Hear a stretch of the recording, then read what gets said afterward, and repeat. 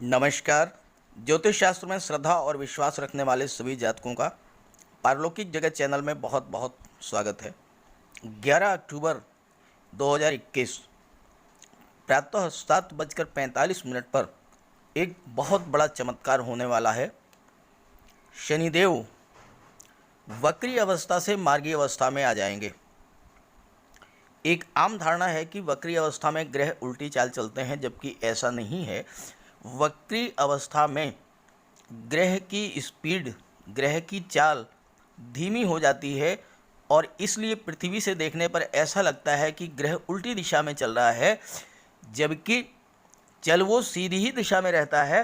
फर्क ये होता है कि स्पीड में कमी आ जाती है। शनिदेव के वक्री होने से हर कार्य में ठहराव की स्थिति बनी थी, अब दूर हो जाएगी। पिछले 6-7 महीने से आप ये स्थिति देख रहे थे। दो महत्वपूर्ण ग्रह, दो विशाल ग्रह, देवगुरु बृहस्पति और शनिदेव दोनों ही वक्री अवस्था में गोचर कर रहे थे। और वक्री अवस्था में ग्रह जब धीमी चाल से चलते हैं तो उसका प्रभाव इस चराचर जगत पर पड़ता है। हर प्रक्रिया स्लो हो जाती है। आपने महसूस किया होगा कि हर कार्य में रुकावट आई, मानसिक तनाव बढ़ा, हालात यहाँ तक पहुँचे कि रोजी रोटी का भी संकट आ गया था। लेकिन अक्टूबर में हालात बदल रहे हैं। 11 अक्टूबर को शनिदेव मार्गी हो जाएंगे और 18 अक्टूबर को देवगुरु बृहस्पति भी मार्गी हो जाएंगे, जिससे इस चराचर जगत की सभी गतिविधियाँ फुल स्पीड से चलेंगी, अपनी ओरिजिनल स्पीड से चलेंगी और आपके जीवन में दुखों की जो बदली छाई थी वो छट जाएगी और खुशियों की बरसात होगी। तो आइए बात करते हैं कुंभ राशि के जातकों पर। चूँकि कुंभ राशि के जातकों में 7.5 भी चल रही है, प्रथम चरण है। तो पहले तो मैं आपको ये समझाऊं कि आखिर वो कौन सी परिस्थितियां थी जिनके कारण आपको विगत 6-7 माह में इतने कष्ट झेलने पड़े। साथ ही साथ कुंभ राशि के जातकों के लिए अच्छी बात यह है कि 11 अक्टूबर 2021 से और 29 अप्रैल 2022 तक लगातार महाधनी योग बन रहा है आपकी कुंडली में। तो इस पर भी बात करेंगे। धन की आपको कमी कहीं से कहीं नहीं होगी। पहले ये समझते हैं कि किन हालात में आपको इतना कष्ट झेलना पड़ा। वर्ष 2021 में शनिदेव का गोचर स्वराशि मकर राशि में रहा। ज्योतिष शास्त्र में ये मान्यता है कि अगर ग्रह अपनी ही राशि में गोचर कर रहा है तो बहुत ही अच्छा फल मिलता है। तो फिर शनिदेव ने अच्छा फल क्यों नहीं दिया, क्या वजह थी, पहले इसके बारे में बात कर लें। मेरी बात को 2 मिनट के लिए बहुत गंभीरता से समझिएगा। पहला कारण तो ये था कि 2021 में शनिदेव अधिकांश समय वक्री रहे। चूँकि शनि को पाप ग्रह माना जाता है और पाप ग्रह जब अपनी ही राशि में वक्री होता है तो वो ज़्यादातर अशुभ फल देता है। एक कारण तो ये रहा। दूसरा कारण ये था कि शनिदेव का गोचर था वो श्रवण नक्षत्र में था। श्रवण नक्षत्र के स्वामी हैं चंद्रमा। तो विष योग बन गया, और जब विष योग बन गया तो शुभ फल कैसे प्राप्त होगा। यही कारण रहा है कि 2021 में भले ही शनिदेव का गोचर स्वराशि में रहा, लेकिन बहुत अधिक शुभ फल नहीं प्राप्त हुआ, क्योंकि एक तो वो वक्री अवस्था में थे और दूसरे विष योग का निर्माण हो रहा था। लेकिन 11 अक्टूबर को शनिदेव स्वराशि में मार्गी हो जाएंगे। 18 अक्टूबर को देवगुरु भी मार्गी हो जाएंगे और मकर राशि में ही मार्गी होंगे। तो शनिदेव को देवगुरु का बल प्राप्त होगा और देवगुरु को शनि का बल मिलेगा। इसलिए शनि को ज्ञान, धर्म और सत्कर्म के देवता विष्णु भगवान का बल मिलेगा, जिससे शनि की अशुभता में कमी आएगी और शनि शुभ फल प्रदान करेंगे। 16 फरवरी को श्रावण नक्षत्र को छोड़ करके शनिदेव का गोचर धनिष्ठा नक्षत्र में हो जाएगा, और जब ये धनिष्ठा नक्षत्र में आएंगे तो धनिष्ठा नक्षत्र के स्वामी है मंगल। शनि और मंगल की युति जो है वो बहुत ही श्रेष्ठ फलदायी होती है, खास करके टेक्निकल फील्ड से जुड़े हुए, कंस्ट्रक्शन वर्क से जुड़े हुए, oil, diesel, petrol, mines, mineral के क्षेत्र से जुड़े हुए जो जातक हैं, इन सभी को बहुत ज़्यादा लाभ होगा। इसके अलावा जो लोग लोहा, मशीनरी, कोयला, मार्बल, पेट्रोल, बिल्डिंग मटेरियल, न्यायपालिका से जुड़े हुए हैं, वकील या मैजिस्ट्रेट हैं, या प्रॉपर्टी से रिलेटेड कार्य करते हैं, तो इन सभी जातकों के लिए बहुत ही शुभ फल प्रदान करेंगे शनिदेव। तो अब आइए बात करते हैं कि धनु राशि के जातकों के लिए साढ़े साती का जो अंतिम चरण है, और अंतिम चरण के अंतिम 7 महीने जो हैं कैसे रहेंगे। तो ये है कुंभ राशि के जातकों की कुंडली। आपके लग्न के स्वामी शनिदेव हैं, जो कि कुंडली के द्वादश भाव में देवगुरु के साथ गोचर कर रहे हैं। यहाँ पर शनिदेव और देवगुरु नीचभंग राजयोग का निर्माण कर रहे हैं। देवगुरु का गोचर 14 सितंबर को मकर राशि में हुआ, और मकर राशि में देवगुरु नीच के हो जाते हैं, लेकिन शनिदेव स्वराशि में गोचर कर रहे थे, इसलिए देवगुरु का नीचभंग राजयोग बना। नीचभंग राजयोग अत्यंत श्रेष्ठ राजयोग है, और जिस जातक की कुंडली में ये राजयोग बन जाता है उसे जीवन में किसी भी चीज़ की कमी नहीं रहती है। धन, वैभव, ऐश्वर्य, सुख, हर चीज़ की पूर्ति होती रहती है, और ये 21 नवंबर तक बनेगा। दूसरी बात, आपकी कुंडली में शनिदेव और देवगुरु, इनका बहुत बड़ा रोल है, क्योंकि शनिदेव आपके लग्न के स्वामी हैं, देवगुरु आपके लाभ भाव और धन भाव के स्वामी हैं।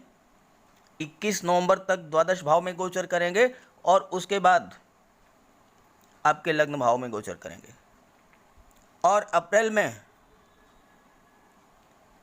जब मीन राशि में गोचर करेंगे तो धन भाव में गोचर करेंगे। तो इस तरह से आपकी कुंडली में मुख्य जो प्रभाव है, मुख्य जो भूमिका है, वो शनिदेव और देवगुरु की है। साथ ही साथ शुक्र आपकी कुंडली के कर्म भाव में गोचर कर रहे हैं, और आपके भाग्य भाव के स्वामी हैं। तो इन 3 ग्रहों की प्रमुख भूमिका रहेगी आपके जीवन में।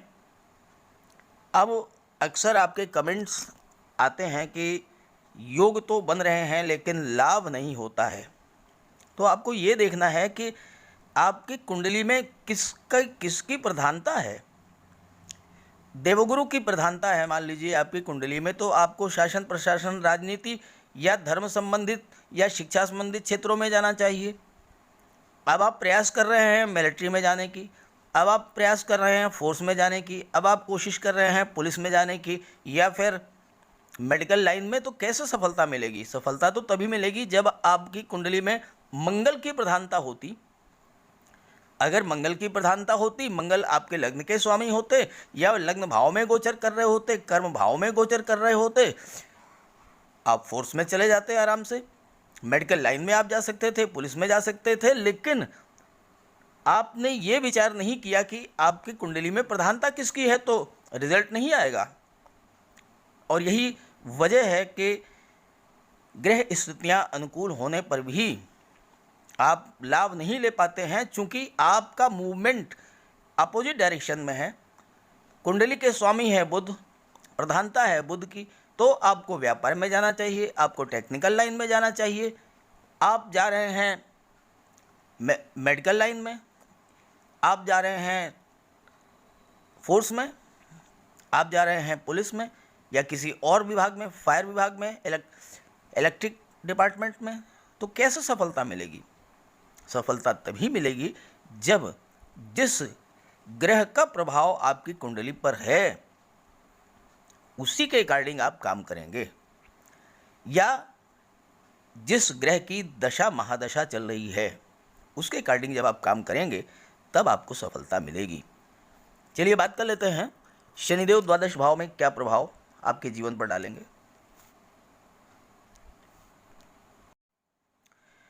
आपके कुंडली के द्वादश भाव में शनिदेव और देवगुरु दोनों का गोचर हो रहा है। दोनों ही सम संबंध हैं दोनों में, तो शनिदेव का बल देवगुरु को प्राप्त होगा और देवगुरु का बल शनिदेव को प्राप्त होगा। तो कुंडली का विश्लेषण करते समय अकेले शनि की ही बात नहीं करेंगे, जो सपोर्टिव ग्रह हैं, जो उनको सपोर्ट कर रहे हैं, जैसे देवगुरु या शुक्र जो कि कर्म भाव में गोचर कर रहे हैं, तीनों का ही जब हम सम्यक विश्लेषण करेंगे तभी किसी रिजल्ट तक पहुंच सकते हैं। अब द्वादश भाव खर्च का होता है, खर्च बढ़ेंगे, निश्चित रूप से बढ़ेंगे, लेकिन देवगुरु चूंकि वहां पर गोचर कर रहे हैं इसलिए आपका फिजूल खर्च नहीं होगा। तो कहां पर खर्च होगा? अच्छे कार्यों में खर्च होगा। बच्चों की शिक्षा के लिए, उच्च शिक्षा के लिए आप खर्च करेंगे, किसी धार्मिक आयोजन के लिए आप खर्च करेंगे, पूजा पाठ में आप पैसा खर्च करेंगे, शादी ब्याह का कोई आयोजन हो सकता है उसमें खर्च करेंगे।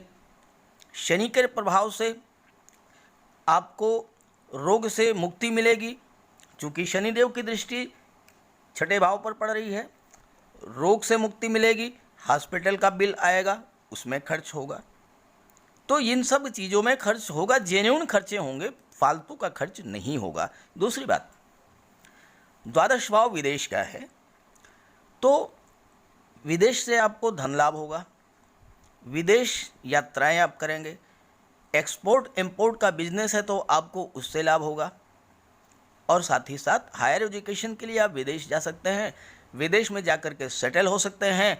देवगुरु द्वादश भाव में है तो आपकी रुचि धर्म और आध्यात्म में बढ़ेगी, नैतिकता में बढ़ेगी, अच्छे कार्य करेंगे और शुभ फल आपको प्राप्त होंगे। शनिदेव की दृष्टि चूँकि छठे भाव पर पड़ रही है तो छठे भाव का तो वो विनाश कर देंगे, तो रोग या ऋण या शत्रु इन सब का आपको कोई चिंता करने की ज़रूरत ही नहीं है। रोग भी दूर भागेंगे, शत्रु तो आपके पास फटकेंगे ही नहीं। और साथ ही साथ गुरु सौम्य ग्रह हैं और देवगुरु की दृष्टि भी छठे भाव पर पड़ रही है। छठे भाव से ननिहाल पक्ष का विचार किया जाता है तो आपको ननिहाल पक्ष से लाभ होगा। ननिहाल पक्ष के साथ आपका कोई व्यापार व्यवसाय है उसमें आपको लाभ होगा। देवगुरु 21 नवंबर तक द्वादश भाव में नीचभंग राजयोग बनाएंगे। शनिदेव तो मकर राशि में ही गोचर करेंगे, लेकिन देवगुरु 21 नवंबर को आपके कुंभ राशि में गोचर करेंगे और लग्न भाव में गोचर करेंगे। देवगुरु लग्न भाव में अति बली होते हैं, महाबली होते हैं, दिग्बली होते हैं। तो चलिए इस पर बात कर लेते हैं। चूंकि ये आपकी कुंडली का विश्लेषण 11 अक्टूबर से 29 अप्रैल तक के लिए किया जा रहा है, तो 29 अप्रैल तक जो भी घटनाएं घटित होंगी, जो भी ग्रहों का गोचर होगा, विशेषकर शनिदेव, देवगुरु या सूर्य या शुक्र, इन सब का, तो इसको भी ध्यान में रखते हुए बात की जाएगी। तो 21 नवंबर को देवगुरु आपके लग्न भाव में गोचर कर जाएंगे। लग्न भाव केंद्र का भाव है। देवगुरु के बारे में कहा गया है,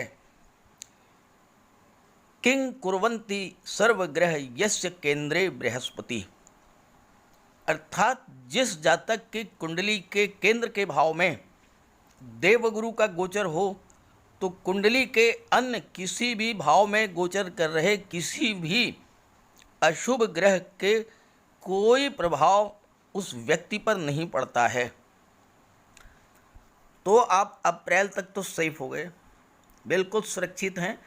ना आप पर राहु का कोई असर पड़ेगा, ना आप पर मंगल का कोई असर पड़ेगा, ना केतु का कोई असर पड़ेगा, और ना ही सूर्य का कोई असर पड़ेगा, जो कि तुला राशि में गोचर करने जा रहे हैं 17 अक्टूबर को। अकेले देवगुरु कुंडली के समस्त दोषों का निवारण कर देंगे। अब दूसरी बात, यहाँ भी लग्न के स्वामी शनि हैं और शनि और देवगुरु सम संबंध रखते हैं, एक दूसरे का बल बढ़ाएंगे, देवगुरु शनिदेव का बल बढ़ाएंगे और शनिदेव जो है देवगुरु का बल बढ़ाएंगे। तो लग्न के भाव में देवगुरु दिग्बली होते हैं। देवगुरु को राजगुरु की संज्ञा दी जाती है। तो ऐसा व्यक्ति जो ज्ञानी भी होता है और प्रभावशाली भी होता है। देवगुरु नैसर्गिक रूप से ज्ञान, धन, मान, सम्मान, पद, प्रतिष्ठा, राजनीति, धर्म और सत्कर्म के कारक हैं। विशेषकर शासन प्रशासन से जुड़े लोग, समाज के प्रतिष्ठित लोग, बड़े बड़े प्रोजेक्ट को चलाने वाले मैनेजर, राजनीति में उच्च पदों पर आसीन व्यक्ति, ये सभी देवगुरु के प्रभाव से जीवन में इतनी उन्नति कर सकते हैं। शिक्षक हैं, ज्योतिषी हैं, पुरोहित हैं, धार्मिक कार्यों या संस्थानों से जुड़े हुए लोग हैं, कंसल्टेंट हैं, वकील हैं, जज हैं, विधायक, सांसद, मंत्री, दार्शनिक, लेखक, बैंक से जुड़े कर्मी, अधिकारी, कर्मचारी, इन सब को लाभ मिलेगा। और साथ ही साथ अगर आप जीवन में प्रगति करना चाहते हैं तो इन क्षेत्रों में प्रयास कीजिए, सफलता मिलेगी। देवगुरु आपके व्यक्तित्व को सुधारेंगे, आपके व्यवहार में गंभीरता लाएंगे, ज्ञान में वृद्धि करेंगे, कुशल वक्ता बनाएंगे, जिससे समाज में और कार्य क्षेत्र में मान सम्मान के साथ धन भी प्राप्त होगा। देवगुरु संतान के भी कारक होंगे। तो संतान प्राप्ति अगर आपको इस गोचर काल में होती है तो अत्यंत भाग्यवान होगी, विलक्षण प्रतिभा की धनी होगी और उसके जन्म के साथ ही आपका भाग्योदय हो जाएगा। जीवन में उसे हर क्षेत्र में सफलता प्राप्त होगी। स्वभाव से वो धार्मिक संतान होगी और धर्म कर्म में रुचि होगी। आपका अपना प्रभाव मंडल होगा। आपके व्यक्तित्व में इतना आकर्षण और इतना प्रभाव होगा कि लोग आपकी बात को मानेंगे, आपके सामने नतमस्तक होंगे। अगर जन्म कुंडली में लग्न में देवगुरु गोचर कर रहे हों तो जन्म से ही आप विलक्षण बुद्धि वाले होते हैं। 15-16 वर्ष की आयु तक उसके भाग्य से उसके परिवार में भी सुख सुविधाओं और उन्नति की शुरुआत होती है और स्वास्थ्य भी अच्छा रहता है। महाधनी होता है ऐसा जातक। धन के रूप में ज्ञान का धन, संतान का धन, शिक्षा, मान सम्मान, पद, प्रतिष्ठा का धन अधिक प्राप्त होता है। जैसा कि मैंने थंबनेल में लिखा है महाधनी योग, आइए इस पर भी बात कर लेते हैं। आपके कुंडली में महाधनी योग का निर्माण हो रहा है और लगातार ये 29 अप्रैल तक रहेगा। देवगुरु आपकी कुंडली के लाभ भाव के स्वामी हैं, जहाँ से धन का लाभ, संतान का लाभ, शिक्षा का लाभ, मान सम्मान, पद प्रतिष्ठा का लाभ, इसका विचार किया जाता है। इस भाव के स्वामी हैं देवगुरु। देवगुरु धन भाव के भी स्वामी हैं और धन भाव पर शनिदेव की दृष्टि भी है। धन का संचय, प्रॉपर्टी, जमीन जायदाद, शनिदेव स्थायी संपत्ति, भूमि, भवन, इन सब के कारक हैं। बैंक बैलेंस भी बढ़ेगा, प्रॉपर्टी भी होगी। और इसके बाद देवगुरु द्वादश भाव में गोचर कर रहे हैं। कितनी गजब की स्थिति है।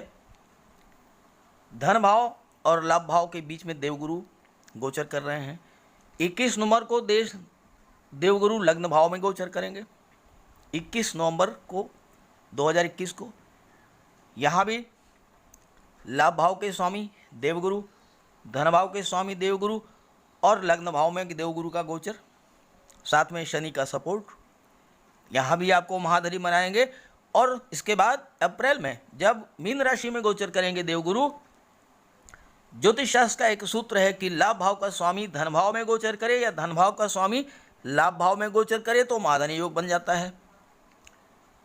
मीन राशि में देवगुरु का गोचर होगा धन भाव में और लाभ भाव के स्वामी हैं तो महाधनी योग। तो महाधनी योग लगातार आपको आपकी कुंडली में बनता रहेगा। महाधनी योग धन का योग है। जिस जातक की कुंडली में बनता है उसे जीवन में धन की कमी नहीं होती। जीवन में नौकरी से, व्यापार से, शासन प्रशासन से, राजनीति से, संगीत, नृत्य, लेखन, अभिनय जैसे कलाओं से, अपने शौर्य और पराक्रम से, बुद्धिबल और वाणी से, पैतृक संपत्ति से या स्व अर्जित संपत्ति से लगातार धन प्राप्त होता रहता है। धन की कमी कहीं से कहीं नहीं होती। अगर जन्म कुंडली में ये योग बन जाए तो व्यक्ति धन कुबेर होता है। जन्म से ही गोल्डन स्पून लेकर पैदा होता है। जन्म से ही उसके पास धन, वैभव, प्रॉपर्टी, मकान, वाहन सब कुछ होता है। गोचर काल में ये योग समय समय पर बनता है, अल्पकाल के लिए बनता है। किसी की कुंडली में 15 दिन के लिए, किसी के 25 दिन के लिए, किसी के लिए 1 माह के लिए, लेकिन इतने कम समय में ही व्यक्ति को धनवान बना देता है। ज़मीन, जायदाद, मकान, वाहन सब कुछ की प्राप्ति करा देता है, बशर्ते जिन ग्रहों के बीच महाधनी योग बन रहा है उस व्यक्ति की कुंडली में उन ग्रहों की दशा, महादशा या अंतरदशा चल रही हो। लाभ तभी मिलेगा जब आपकी कुंडली में शनिदेव या देवगुरु का लाभ आपको लेना है तो या आपको ये देखना होगा कि आपकी कुंडली में शनिदेव की महादशा चल रही है या देवगुरु की महादशा चल रही है, तभी आपको ये लाभ मिलेगा। तो ये महाधनी योग देवगुरु बना रहे हैं, तो आपको फाइनेंस सेक्टर में अगर हैं, एजुकेशन सेक्टर में हैं, बैंकिंग सेक्टर में हैं, शेयर मार्केट से जुड़े हुए हैं, आप कोई शिक्षण संस्थान से जुड़े हुए हैं, कोई कोचिंग इंस्टीट्यूट चलाते हैं, कोई मैनेजमेंट कॉलेज चलाते हैं, कोई इंजीनियरिंग कॉलेज चलाते हैं, कोई बीएड कॉलेज चलाते हैं, किसी तरह का कोई टेक्निकल इंस्टीट्यूट चलाते हैं, उसमें शिक्षण कार्य करते हैं, उस संस्थान से जुड़े हुए हैं, तो महाधनी योग से आपको बहुत लाभ होगा। ब्याज, बट्टा, गिरवी, शेयर मार्केट इन सब से जुड़े हुए हैं या आईटी सेक्टर मैनेजमेंट से जुड़े हुए हैं, डॉक्टर हैं, वकालत करते हैं, पत्रकारिता, कोर्ट कचहरी के कार्यों से जुड़े हुए हैं, वकील हैं, मजिस्ट्रेट हैं या लिपिक वर्गीय कर्मचारी हैं, तो उन सबको जो है इस गोचर से लाभ मिलेगा। अब आइए बात कर लेते हैं, शनिदेव की जो दशम दृष्टि है वो पड़ रही है भाग्य भाव पर, और भाग्य भाव के स्वामी हैं शुक्र, और यहीं से यह भी डिसाइड होगा कि आपको जैसा मैंने शुरू में कहा कि किन क्षेत्रों में सफलता मिलेगी, किन क्षेत्रों में आपको जॉब मिलेगा, इस बात पर चर्चा करेंगे। शनिदेव की दशम दृष्टि आपके कुंडली के भाग्य भाव पर पड़ रही है। भाग्य भाव के स्वामी हैं शुक्र। शुक्र और शनिदेव परस्पर बहुत ही गहरे मित्र हैं। शनिदेव की दृष्टि शुक्र पर पड़ने से आपके, चूँकि शुक्र कर्म भाव में गोचर कर रहे हैं, शुक्र के प्रभाव में बहुत अधिक वृद्धि होगी। साथ ही साथ शुक्र की दृष्टि कुंडली के सुख भाव पर पड़ेगी तो आपके सुखों में भी वृद्धि होगी। देवगुरु की दृष्टि अष्टम भाव पर पड़ रही है, तो क्या प्रभाव होगा इसका? अष्टम भाव से आयु का विचार किया जाता है। लग्न के स्वामी आपके शनि हैं, आपको दीर्घायु करेंगे, रोगों से आपकी सुरक्षा करेंगे। अष्टम भाव ज्योतिष, धर्म, अध्यात्म, पराविज्ञान, रिसर्च का भाव है।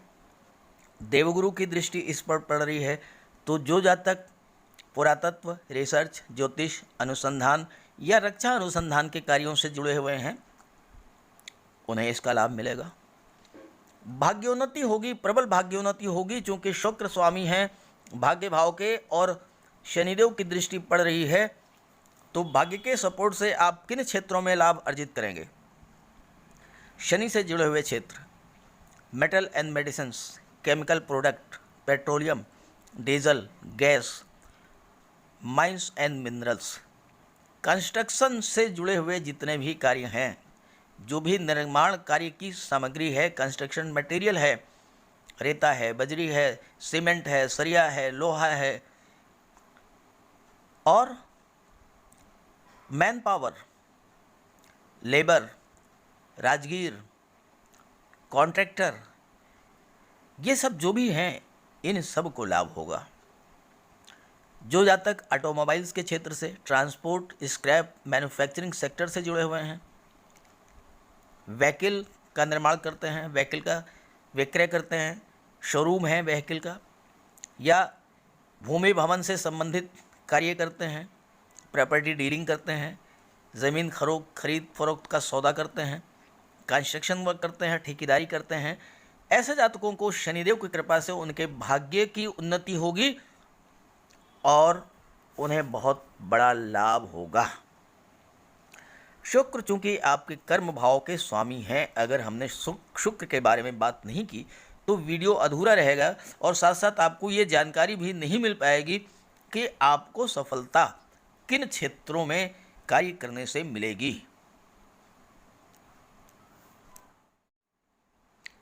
शनिदेव की दृष्टि आपके भाग्य भाव पर पड़ रही है। भाग्य और कर्म का बहुत बड़ा संबंध होता है। कर्म भाव में शुक्र गोचर कर रहे हैं और भाग्य भाव के स्वामी भी शुक्र हैं।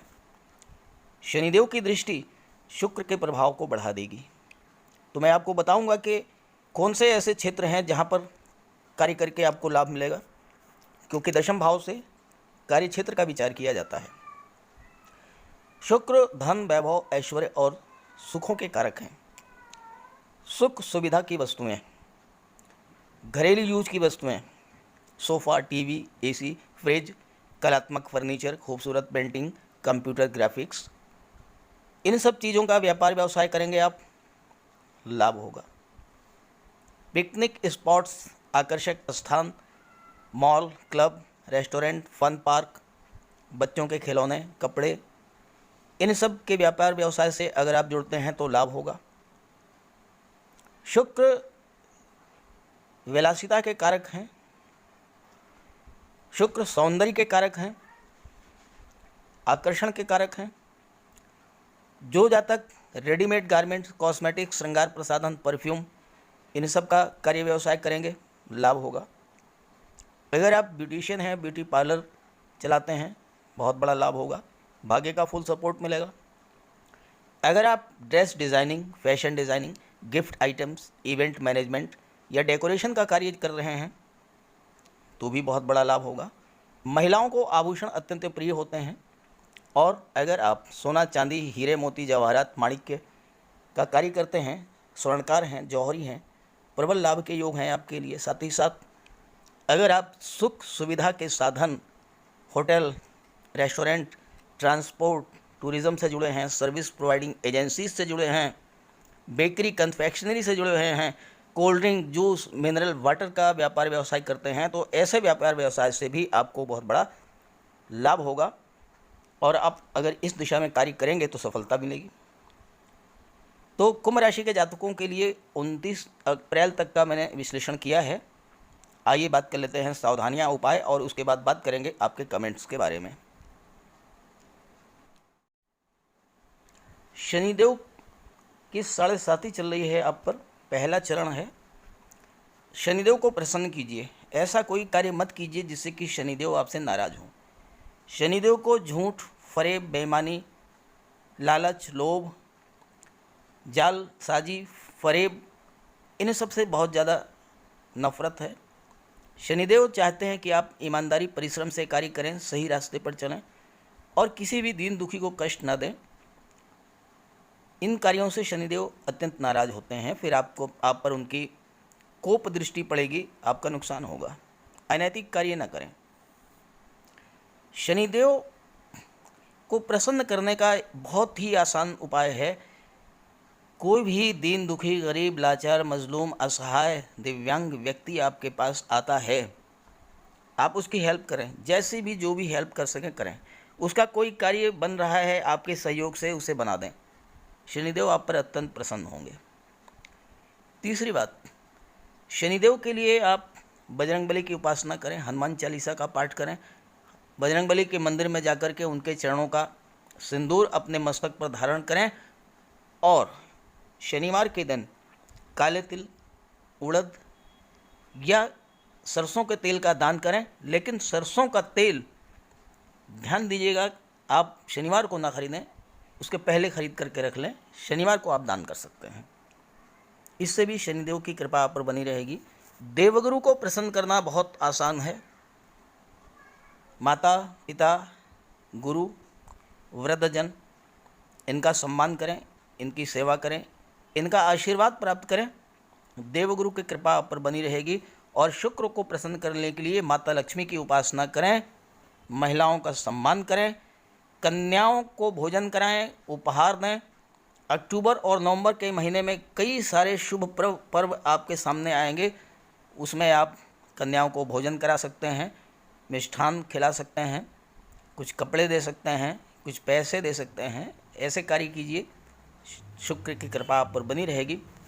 और अगर शनिदेव, देवगुरु और शुक्र की कृपा आप पर बनी रही तो जीवन में आपने सब कुछ प्राप्त कर लिया, फिर बचा क्या, सब कुछ मिल जाएगा आपको।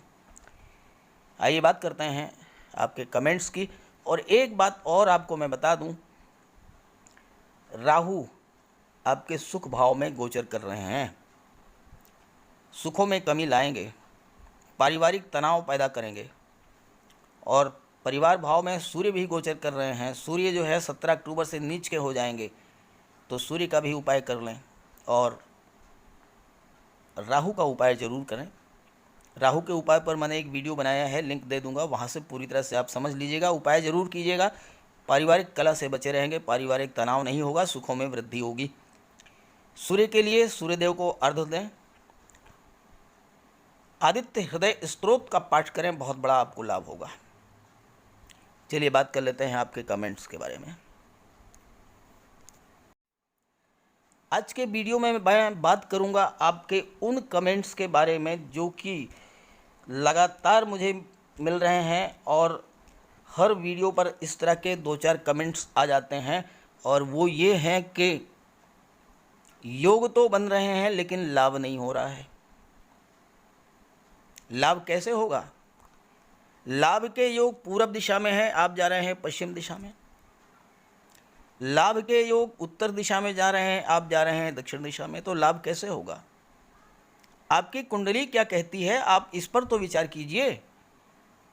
आपकी कुंडली में बुधादित्य योग बना हुआ है, आप बिजनेस में एफर्ट कर रहे हैं। अरे भाई, बुधादित्य योग बना है तो सरकारी नौकरी मिलेगी, क्यों व्यापार में समय नष्ट कर रहे हैं? सफलता नहीं मिलेगी। मंगल आपके कुंडली के स्वामी हैं, लग्न भाव में गोचर कर रहे हैं या लग्न के स्वामी हैं। आपको फोर्स में जाना चाहिए, आपको पुलिस विभाग में जाना चाहिए या मेडिकल लाइन में आपको जाना चाहिए। आप किसी दूसरी दिशा में प्रयास कर रहे हैं तो कैसे सफलता मिलेगी? तो इस तरह की आपकी शंकाओं का समाधान करने के लिए, आपको डायरेक्शन देने के लिए, किस क्षेत्र में आपको कार्य करना है, किस क्षेत्र में आपको सफलता मिलेगी, इसके लिए मैंने एक वीडियो बनाया है और सप्ताह में एक बार वो वीडियो मैं अपलोड करूँगा। और वो है गज केसरी राजयोग।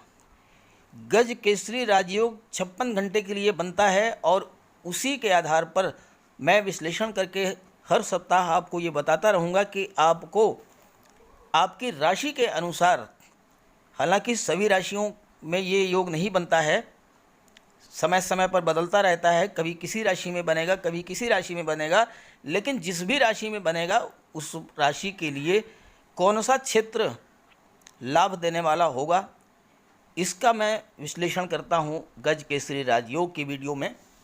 तो मैंने पिछला जो वीडियो अपलोड किया था उसका लिंक दे रहा हूँ, आप उसको देखिएगा, समझिएगा। अगर आपको अच्छा लगे, आपको लाभ हो तो कमेंट करके ज़रूर बताइएगा। और हर सप्ताह मैं गज केसरी योग पर एक वीडियो अपलोड करता रहूँगा, आप उसको देखते रहिए, लाभ होगा। तो सभी ग्रहों की कृपा दृष्टि आप पर बनी रहे, इसी भावना के साथ आप सभी का बहुत बहुत धन्यवाद। नमस्कार।